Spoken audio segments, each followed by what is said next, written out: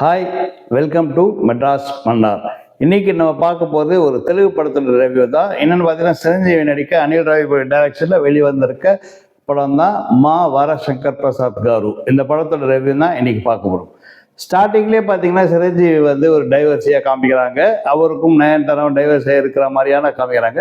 ரொம்ப காமெடியான நோட்டோட ஸ்டார்ட் பண்ணாங்க. இதை படத்தை என்னடா காமெடி எடுக்கிறாங்கன்னா, உன்ன ஒரு மினிஸ்டரை வந்து கொலை பண்ணான்னு மிரட்டுறாங்க. எங்கே கூப்பிடு சங்கர் பிரசாத்தை கூப்பிடுறாங்க.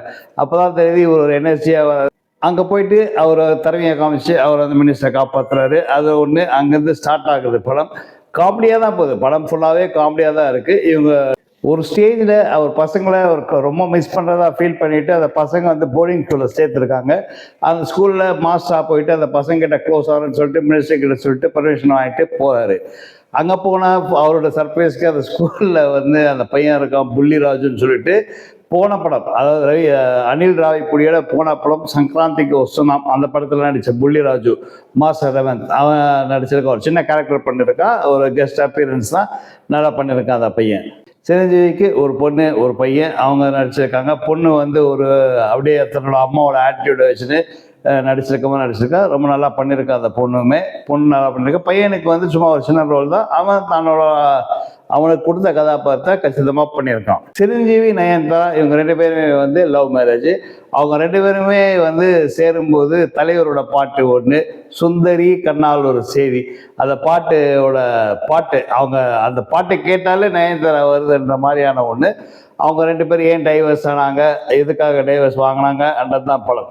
இந்த படம் பார்த்தீங்கன்னா ஸ்டார்டிங் வந்து எண்டிங் வரையுமே ஒரு செம காமெடியாக தான் போகுது படம்.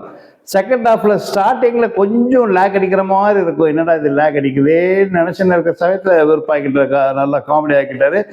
Last half an hour Venky உலர் வந்து அவர் பங்குக்கு நாசி பண்ணிட்டார். அவர் செமையாக இருக்க படம், நல்லா காமெடி என்ஜாய் பண்ணலாம். அம்மா கேரக்டர் சிரஞ்சீவிக்கு அம்மா நடிச்சிருக்கவங்க ஒரு நயன்தாரா கிட்ட பேசுவாங்க. அது ரொம்ப நல்லா பண்ணியிருக்காரு அனில் ராவிபுடி வந்து இப்போ வந்து தெலுங்குல இருக்கிற one of the top post டைரக்டர்ல அவரும் ஒருத்தர். அவர் இது வரைக்குமே வந்து எல்லா படமே வந்து காமெடி ஜேர்னலில் தான் எடுப்பார். அதே மாதிரி தான் இந்த படத்தை எடுத்துப்பார். ஸ்டார்டிங்லேருந்து எண்டிங் வரைக்கும் காமெடியாக தான் எடுத்திருக்காரு.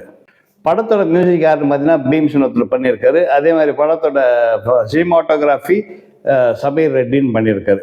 படத்தை வந்து ஸ்டார்டிங்லேருந்து எண்டிங் வரைக்கும் காமெடியாக எடுத்திருக்காங்க. ஸோ இன்னைக்கு நம்ம இருக்கிற மென்டல் டென்ஷன்லேயோ நம்மளுக்கு இருக்கிற ப்ரெஷர்லையுமே வந்து ஃப்ரீயாக போய் உட்காந்து படத்தை வந்து ஜாலியாக ஒரு காமெடியாக என்டர்டெயின்மெண்ட்டாக என்ஜாய் பண்ணிட்டு வரலாம். ஒரு என்ஜாய்மெண்ட்டான படம் தான், ஒரு காமெடி ஜேர்னல் தான். அனில் ராவிபுடி அவரோட படங்கள் வரிசையில் இதுவுமே வந்து இன்னொரு காமெடி படமாக அவரோட மௌலத்தில் இன்னொரு சுடுன்றதுல எல்லாருமே சந்தேகங்கள்.